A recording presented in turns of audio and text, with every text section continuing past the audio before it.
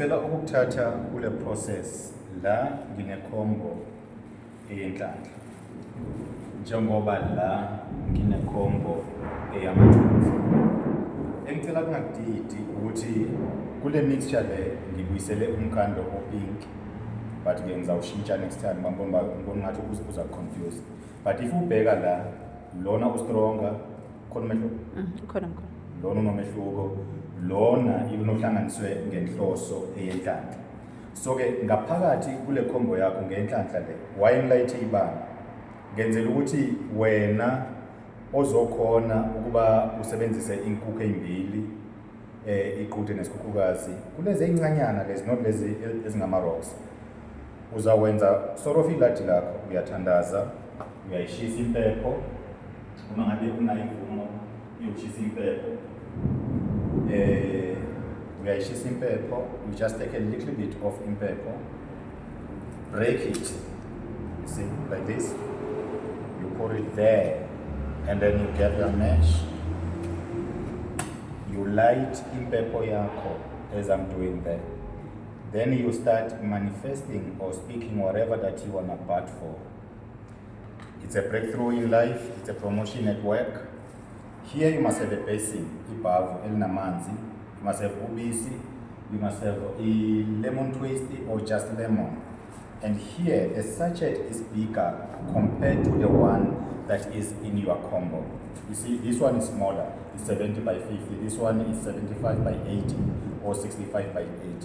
You just take a pinch, kancane, utela kuleli bavu elinamanzi from this one.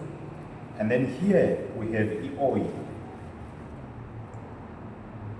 You just unscrew, then you squeeze it inside your basin, inside the water. Maybe 3 drops or 7 drops, then it's fine. Then you close your bottle. It's a dropper, né? Then here, we've got this guy. I'm not gonna open this guy. We've got this guy here, which you're gonna burn on top of a charcoal, preferable. You just take a little bit, kancane nje kanje, little bit kanje, uyibeka phezu kwelahle lakho. Then la ine-energy to draw closer i-positive energy, okanye igunya elila kulona is to draw closer a-positive energy.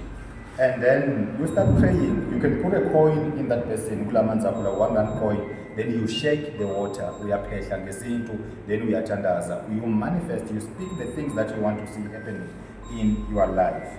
Again here, I wanted to tell you ukuthi you can have this placed in your business premise, okanye 4 corners, 1, 2, 3, 4, if ever you run your own business, okanye if uthengisa mhlawumbe amaswiti kanje, you can place the bhodlela la ngaphakathi kumaswiti akho kanje uzibekele. No one is going to ask you ukuthi le bhodlela elani lenzani ulibeke lapha. But uma ngabe kunendawo enkulu njengale, mhlawumbe urun business yakho, uyakwazi ukutshala le bhodlela. But nansi imfihlo livule libe kanje bese uyakhuluma okanye bese ke uyathandaza. Kunomehluko kule bhodlela if uzobheka umbala walo ukuthi ngawufani, ngazana mhlawumbe ngithethe. Awufani. And then noma ngabe usqueeze uzobona ukuthi I don't know if it's purple or it's pink lo mbala lo, I don't know, but ngawufani. Lona ucishe uthi uba reddish, so ke ungaconfuse ukuthi hayi into eyi-one.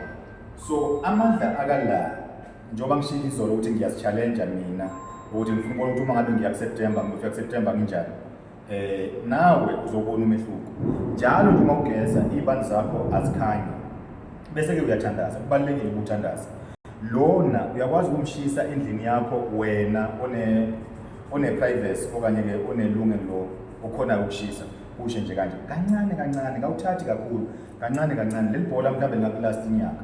Njalo nje kuseni uyalayita. And then uma ngabe uzogeza, geza lezi ibani zakho zenza njani zikhanya okanye zi-on kanje bese ke uyacisha. But lalela umoya wakho. Angisho ukuba ilezi kuphela ongayisebenzisa, but don't use a black color. You don't go there. You don't use that because we want to attract positive energy. You can use a purple candle, you can use a yellow candle, you can use a white candle, you can use this color of a candle. What color is this? Green or something like that. But okay, here with the ashes of impepo, because the ashes of impepo will then be holding your intentions. Then uyakwazi ukuthatha just a little bit of this impepo, drop it in your water.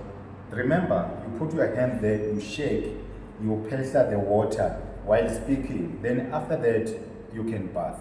Loku ngithi mina abantu ukuthi sebasebenzisile ikhombo yamathunzi. Maybe you are seeing changes in your life. You are seeing good movement in your life. That's when you can come here. Sengifuna ukubona umsebenzi, ngiye emsebenzini okanye vele sengiyasebenza already but ngifuna more things to start happening. But la the most important powerful thing engakutshela ngayo ukuthi if ushisela right, if uthintela right, if uthathe le drop lena ela, then you squeeze it. Bye bye. You squeeze it olwimini lwakho. Yabona? Olwimini lwakho. Then ke leyo energy iphakathi emlonyeni wakho. It's not poisonous. Iphakathi emlonyeni wakho. Then ke lapho you are able ukuba ukhulume izinto ofuna ukuzikhuluma, you are able ukuthi unegotiate whatever ofuna ukuyinegotiate. And then i-advantage esinayo, if ubheka la kunomuthi la ngaphansi. Lona umuthi it enables you ukuthi uthathe umhawukelwa wakho. I'm not saying ukuthi umhawukelwa lo. Uthathe umhawukelwa wakho uma usofike la. Lokho kulaphakathi sekufike la, then you add umhawukelwa wakho, you add i-conjure oil yakho, you add ilento the green one, you add this guy ucommander, zonke lezi zinto kazikho la, you add ucommander wakho uma ngabe sekwehlile. And kuyi-advantage ngoba you just drop ama-drops amathathu 1 2 3 okanye 7 drops, then ke uyafaka lapha. Uyakwazi ukudrophela esandleni sakho, ushikisha isandla sakho, mhlawumbe uya kuleyo job interview okanye ke uyokhuluma indaba zemali, uya kuma-tender, uyakuphi, uyakwazi ukuhamba kanjalo. And la ngaphakathi we only have 3 items, 1 2 3, and this one comes in a bigger plastic okanye ke i-package. The other thing that you can do, you can use a bucket, a 20-liter bucket, and then you drop the blood of the chickens, a hen and a cat and a cock. Uma ngabe usemakhaya ufuna uku-invite amadlozi akho mhlawumbe ke ezokuphakamisa akusingathe, you can use a guinea fowl kind of a chicken.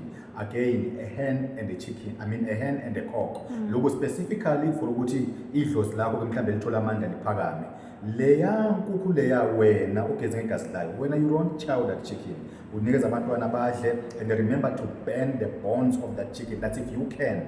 And then what you do with the burnt bones, you crush them into powder, then you mix that ashes from the bone to this powder, you mix it together, then you don't share that mixture with anyone. But it does not mean that if you did not burn amathambo, it won't work for you. It will work for you. Let me emphasize again for the last time. Here we have a bodlela, lady, that you're going to get inside.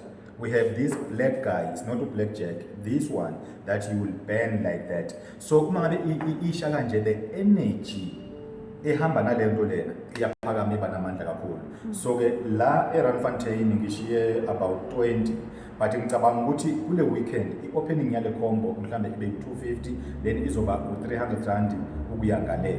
Ama-distributor around Johannesburg, if they can place their order bazokwazi bayithola kusasa, but at 250 khumbula mina ngithe mina kuwe lo ngawuchallenge 100,000 ngalo. The way are powerful nakhona. Abanye benu nizobona umhlolo, abanye benu nizobona umehluko. Wena udayisa amaswiti njengoba sidayisa amaswiti lapha, wena udayisa ini, udayisa amazimba, udayisa amazambane, udayisa noma ngayini oyidayisayo, lithe lamizwi, nansi into oyidingayo, nansi into yokusebenzela, nansi into eyokwenzela umehluko. Ikhona la eRandfontein 9 Fedler Street. Ingaba khona eBara kusasa emini, ingaba khona ku-Isabella ngoba useduze. Kodwa nje kule weekend abala iduze eOrange Farmer, ngicela ukunifaka kule combo ngo-250. Yini? Yadura? Right, mkhulu. Makube njalo. Makube njalo.